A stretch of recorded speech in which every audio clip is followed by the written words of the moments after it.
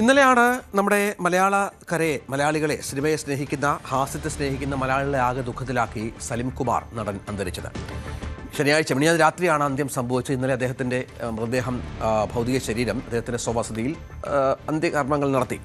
സംസ്കാര ചടങ്ങിന് തൊട്ട് മുൻപ് സലിം കുമാറിൻ്റെ വീട്ടുവളപ്പിലുണ്ടായ ഒരു സംഭവം അത് മലയാളികളെയൊക്കെ നാണിക്കുന്ന ഒരു സംഭവമായി മാറിയിരിക്കുകയാണ്. സമൂഹ മാധ്യമങ്ങൾ അത് വലിയ ചർച്ചയായിട്ടുണ്ട്. മറ്റൊന്നുമല്ല, മരണവീട്ടിൽ പാലിക്കപ്പെടേണ്ട സാമാന്യ മര്യാദകൾ അവിടെ നടത്തിയോ എന്നുള്ളതാണ്. പ്രത്യേകിച്ചും ഓൺലൈൻ മാധ്യമങ്ങളുടെ ഭാഗത്തു നിന്ന് അത്തരം ചില പ്രവർത്തികൾ ഉണ്ടായി എന്നുള്ളത് അതീവ ദുഃഖകരവും ഖേദകരവുമാണ്. സംസ്കാര ചടങ്ങിനെത്തിയ യൂട്യൂബ് ചാനലുകളോട് മകൻ സലിം കുമാറിൻ്റെ മകൻ ചന്തു സലിം കുമാർ വളരെ കോപത്തോടെ പെരുമാറുന്നതും ഒക്കെ നമ്മൾ കണ്ടു. പിതാവിൻ്റെ വിയോഗത്തിൻ്റെ വിഷമത്തിൽ നിൽക്കുന്ന ചന്തുവിന് പോലും ഇത്തരത്തിൽ സഹികെട്ട് പ്രതികരിക്കേണ്ടി വന്നതാണ് ചർച്ചകളുടെ ഒരു ഗൗരവം വർദ്ധിപ്പിച്ചത്. ഇതിൻ്റെ ദൃശ്യങ്ങളൊക്കെ സമൂഹ മാധ്യമങ്ങളിൽ വലിയ വൈറലാണ്. കാരണം ആദ്യമൊക്കെ നമ്മൾ വിചാരിച്ചിരുന്നു എന്താണ് ഈ ചന്തുവിന് സംഭവിച്ചത്, സാധാരണ അങ്ങനെ സംസാരിക്കുന്ന ആളല്ല, പക്ഷെ സഹികെട്ടാണ്. മൊബൈലുകളുടെ ഒരു പ്രളയമായിരുന്നു അവിടെ, സംശയമില്ല.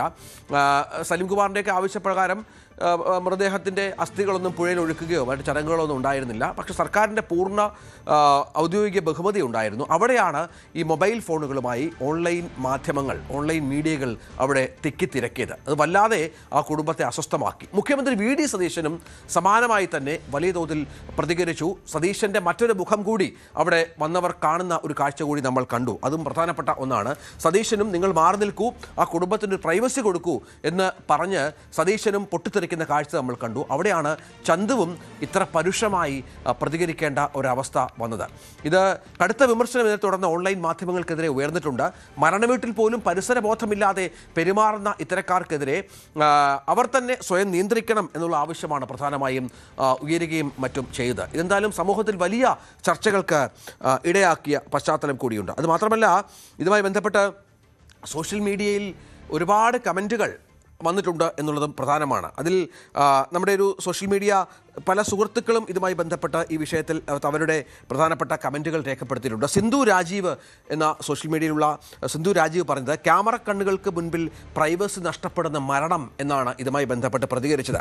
വീട്ടുവളപ്പിൽ അന്ത്യകർമ്മങ്ങൾ നടക്കവേ പ്രിയപ്പെട്ടവർക്ക് അവസാനമായി ഒരു നോക്ക് കാണാനോ ചടങ്ങുകൾ മര്യാദയ്ക്ക് ചെയ്യാനോ ഉള്ള ഇടം നൽകാതെയാണ് പല ഓൺലൈൻ മാധ്യമങ്ങളും ക്യാമറകളുമായി ഇരച്ചു കയറിയത്. കലാകാരൻ ജനങ്ങളുടേതാണ്, പക്ഷേ അയാളുടെ മരണം കുടുംബത്തിൻ്റെ കൂടെയാണ്. ഇത് വലിയ ക്രൂരതയാണ്, മാധ്യമപ്രവർത്തനമല്ല. വ്യൂവർഷിപ്പ് കൂട്ടാനുള്ള നെട്ടോട്ടത്തിനിടയിൽ നഷ്ടപ്പെടുന്നത് മനുഷ്യത്വമാണ് എന്ന് ഓൺലൈൻ മാധ്യമങ്ങൾ തിരിച്ചറിയണം എന്നാണ് സിന്ധു രാജീവ് തൻ്റെ സോഷ്യൽ മീഡിയ പോസ്റ്റിലൂടെ പറഞ്ഞിരിക്കുന്നത്. സന്ധ്യ അനിൽ ജഗന്നാഥനും, ഇത് ഏതാനും എനിക്ക് കിട്ടിയ ചില കാര്യങ്ങൾ മാത്രമാണ്, ഒരുപാട് പേർ ഇതുമായി ബന്ധപ്പെട്ട് പ്രതികരിച്ചിട്ടുണ്ട്. സന്ധ്യ അനിൽ ജഗന്നാഥനും ഇതുമായി ബന്ധപ്പെട്ട് പറഞ്ഞിരിക്കുന്നത് അച്ഛൻ്റെ ഭൗതിക ശരീരത്തിന് മുന്നിൽ നിന്ന് പ്രതികരിക്കേണ്ടി വന്ന ഒരു മകൻ്റെ ഗതികേടിനെക്കുറിച്ചാണ്, പൊട്ടിത്തെറിക്കേണ്ട വന്ന ഒരു മകൻ്റെ ഗതികേടിനെക്കുറിച്ചാണ്. അവൻ്റെ സങ്കടവും ദേഷ്യവുമാണ് പൊട്ടിത്തെറിയായി പുറത്തു വന്നത്. സ്വാഭാവികമാണ്, മരണവീടാണ്, അച്ഛൻ്റെ ശരീരമാണ്. ഇങ്ങനെ ഒരു ഗതികേട് ഒരു മരണവീട്ടിലും ഉണ്ടാവരുത്.